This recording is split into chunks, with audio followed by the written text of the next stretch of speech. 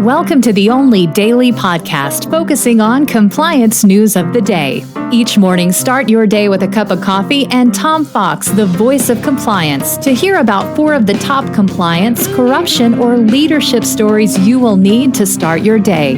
The Daily Compliance News is a production of the Compliance Podcast Network. First, a word from this month's sponsor, Ethico. In the delicate arena of compliance, every conversation matters. Traditional methods can leave callers feeling unheard, but Ethico changes the game. Our empathetic interview technique reshapes compliance calls into powerful, compassionate interactions, ensuring no crucial detail is missed. It's about creating a conversation that matters, that resonates, that makes a difference. Be the change in your compliance approach. See the transformation for yourself at ethico.com/CPN. Book a demo, try our free ROI calculator, and explore the white paper by Tom Fox, The ROI of Compliance. The Daily Compliance News for May 14, 2024, the Roaring Kitty Returns Edition. Yes, Roaring Kitty comes roaring back. The reappearance of Keith Gill, whose moniker is Roaring Kitty, has taken GameStop stock. Let's try that again. GameStop stock up 70% on trading Monday. The price fell a bit later. It continues to go up.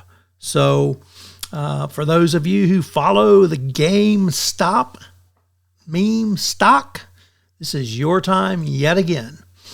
Next up from the Washington Post, hidden away because of the explosive testimony of Michael Cohen was the start of the Robert Menendez trial. And it began today in the same federal courthouse that former President Trump is in trial on.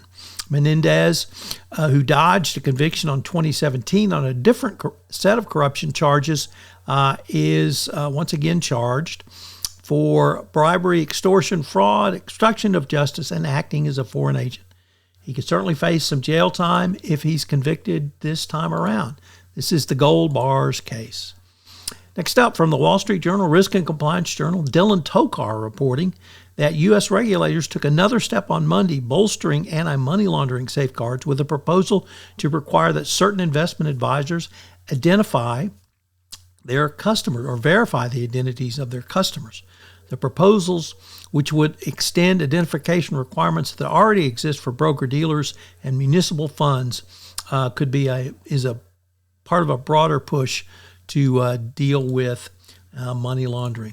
And finally, our final story comes to us from Reuters, and it involves the trial of Bill Hwang. Hwang, of course, was the head of Archegos Capital Management that collapsed back in 2021, and prosecutors have alleged that he lied. Yes, I know you're shocked. I'm shocked. To Wall Street banks to secure billions of dollars in funding that he used to inflate stock prices. The collapse cost more than $100 billion in shareholder losses. And the really interesting thing is apparently neither Hwang nor Archegos really profited from this because they never sold anything. So as the judge said, I'm struggling to figure out why he did it. Was it just for ego? They essentially did a pump on themselves, but they never dumped it. So if lying to Wall Street is a federal crime, maybe they got him there. It's going to be interesting to see it going forward. As I mentioned at the start of this podcast, this month's sponsor for the entire Compliance Podcast Network is Ethico. Have you ever wondered how to show the ROI of your compliance program? Have you struggled with the budgeting process, getting the funds you want for your compliance program? Well, I've partnered with Ethico to put together a white paper on the ROI of compliance, which shows you not only how to demonstrate ROI, but also how to speak finance when you're sitting across from the CFO with your budget proposals. Check out the website and get the white paper. The Daily Compliance News is a production of the Compliance Podcast Network and a proud member of C-Suite Radio. Thanks so much for listening. I hope you'll join me again tomorrow.